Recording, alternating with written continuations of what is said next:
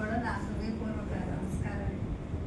ఈరోజు ఇక్కడ ఇంతమందితో కలిసి ఈ ప్రోగ్రాంలో పార్టిసిపేట్ చేయడం నాకు చాలా ఆనందంగా ఉంది. ఎందుకంటే వీళ్ళందరూ కూడా హైలీ ఎడ్యుకేటెడ్, సమాజానికి ఎంతో సేవ చేస్తూ ఉన్నారు. నాకు ఈరోజు అనిపించింది నేను ఇది చేస్తున్నాను, చాలా సేవ అనేసి ఫీలింగ్లో ఉన్నాను. వీళ్ళందరినీ చూసిన తర్వాత నేను చేసేది చాలా తక్కువ, వీళ్ళందరి ముందు అనిపించింది. వీళ్ళందరూ కూడా నాకు రోల్ మోడల్గా నిలిచారు అనుకోవాలి. ఎందుకంటే చాలా హెల్ప్ఫుల్గా ఒక్కొక్కళ్ళు రిటైర్ అయిపోయిన తర్వాత కూడా నాగేశ్వరరావు గారిని చూసి నేను ఇన్స్పైర్ అయ్యాను. రిటైర్ అయ్యాను కూడా ఇంత ఎనర్జీతో ఇన్ని ప్రోగ్రామ్స్ కండక్ట్ చేయడం, సమాజానికి ఎంతో సేవ చేయాలి అనే సహృద్భావంతో ఉండడం అనేది చాలా గొప్ప విషయం. అందరూ రిటైర్ అయిపోయాం, ఇంకెందుకులే మాకు పని అయిపోయింది, ఏదో ఇంట్లో ఖాళీగా తిన్నావా పడుకున్నావా అనేది కాకుండా పాపం ఆయన ఈరోజు కూడా మరి రిటైర్ అయ్యాక కూడా యువకుడిలాగా శ్రమిస్తూ సమాజానికి సేవ చేయడం చాలా అభినందించదగ్గ విషయం.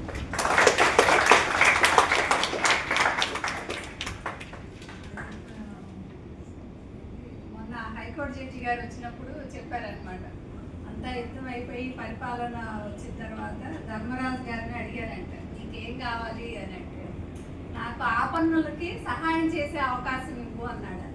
అంటే ఆ అవకాశం మీరు కోరుకోపోయినా దక్కింది. ఎందుకంటే ఒక డాక్టర్గా మీరు ప్రత్యక్ష దేవుళ్ళు. ఎవరైనా సరే బాధలో ఉన్నారు అంటే వాళ్ళ బాధను తీర్చగలిగే శక్తి ఎవరికన్నా ఉంది అంటే అది ఒక్క డాక్టర్లో ఒక్కరికి. అందుకే వాళ్ళందరినీ కూడా ప్రత్యక్ష దైవాలుగా కొలుస్తాం అనేది జరుగుతూ ఉంది.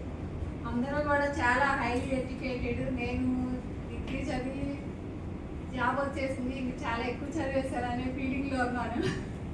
కానీ ఈరోజు వీళ్ళందరినీ చూసిన తర్వాత ఇంకా చదువుకోవాలి, పిహెచ్డీ చేయాలి, ఇంకా సమాజానికి ఎక్కువ చేయాలి అనే స్ఫూర్తిని కూడా నాలో నింపారు. దానికి కూడా మీ అందరికీ కృతజ్ఞతలు తెలియజేస్తా ఉన్నాను.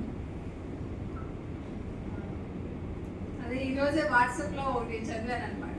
ఒక డాక్టర్ ప్రొవైడ్స్కి వచ్చారంట. ఫస్ట్ బెడ్లో పేషెంట్ ఉన్నాడు. ఏంటి ఈ పేషెంట్ పరిస్థితి ఏంటంటే, ఈ ఉద్యోగం జాయిన్ అయిన కొత్తలో గజం 10 రూపాయలు ఉందంట.